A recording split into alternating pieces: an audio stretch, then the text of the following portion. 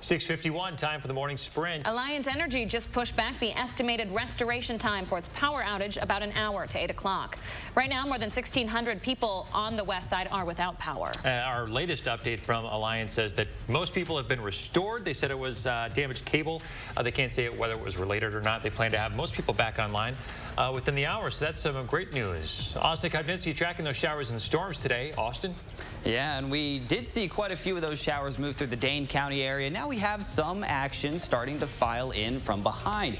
Now we're at 71 degrees in the Madison area currently. Taking a peek here, you can see how we saw those showers and even some weaker thunderstorms move through Madison. But now behind it, some more showers and storms. So that's what we are watching out for today. There is a small chance to see a strong to possibly severe storm as well, especially later on here in the late morning and afternoon hours today. Thank you very much, Austin. At one camp church in rural Illinois, 85 people, mostly teens, tested positive for the Delta variant of COVID-19, showing just how quickly it can spread. States with lower vaccination rates could see more COVID outbreaks as the Delta variant spreads.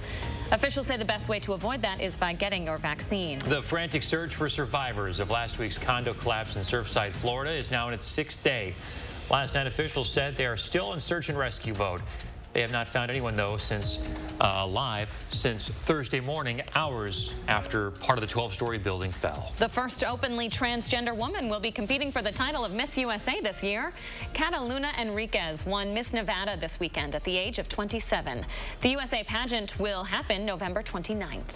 Ahead of the 4th of July, some gas stations are reporting shortages. 43 million people are expected to travel by car this weekend. The travel surge is driving gas prices higher than they've been since 2014. Stations reporting shortages are in the northern part of California and the Pacific Northwest. UW-Madison and Governor Evers welcomed a special guest from overseas yesterday. French Ambassador Philippe Etienne visited the French House at the university. The house was founded to give UW students the opportunity to immerse themselves in the French language.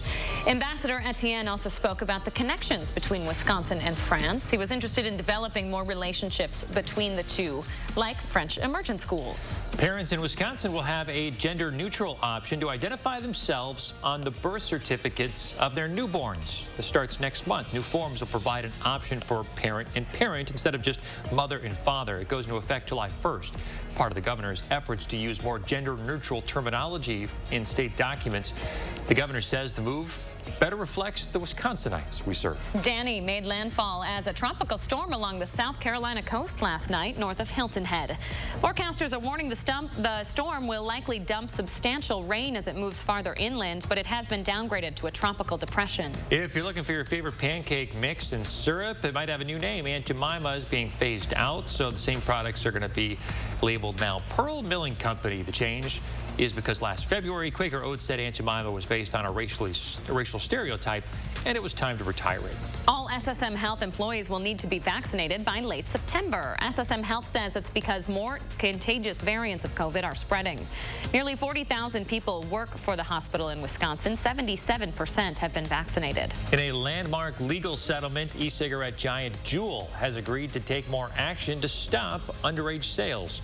The company will also pay North Carolina $40 million. The state had accused Juul of deceptive marketing tactics that targeted young people. Juul will put new sale restrictions in place and won't advertise to anyone under 21 in North Carolina. Astronomers say they found a new type of supernova. They're calling this kind of star explosion an electron capture supernova. Astronomers say it happens when a star loses fuel and its electrons fuse with atoms. That makes the star collapse under its own weight. The Brewers, they scored 10 runs in a single inning last night. Whoa. Last time they did that was April of 2010. They scored the runs in the 8th against the Cubs. Final 14-4. Two teams will have a chance to make it happen again tonight in Milwaukee at 7:10. Game day for the Bucks. Milwaukee takes on the Atlanta Hawks tonight in Game 4 of the Eastern Conference Finals. The Bucks are up 2-1 in the best-of-7 series. Tip-off is in Atlanta at 7:30. Thanks for watching, everybody. Have a great one. Our coverage continues in about a half an hour and all the time at channel3000.com.